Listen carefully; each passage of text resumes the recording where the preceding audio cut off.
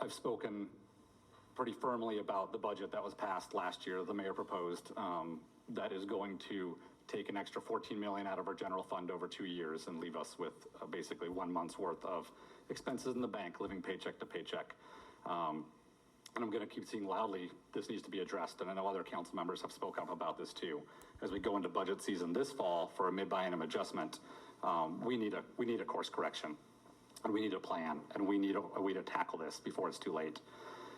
So on one hand, what's really good is the city does put out monthly status budget reports. So this tracks our actual amount of spending, what's budgeted, and it goes right down to every department, almost every line item.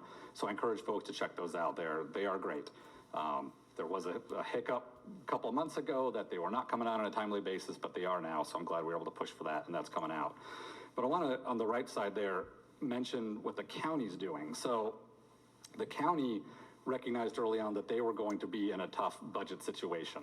And as far back as early June, the 3 commissioners, who are both executive and legislative, published an op-ed in the Kitsap Sun, and they said, hey, we are facing a tough budget crunch, and we're going to have tough choices ahead of us. And they launched a whole community survey to find out from the county what their priorities were for budget. If cuts need to be made, where do those cuts get made? And now they are hosting a series of budget hearings and meetings to work on that. And what I want to highlight is at the top there is that the county has an $8 million shortfall in their general fund. They have an overall budget of over $600 million, several times that of Bremerton. Their general fund is several times that of our city. And they are holding these meetings in these community meetings with transparency and urgency over 8 million.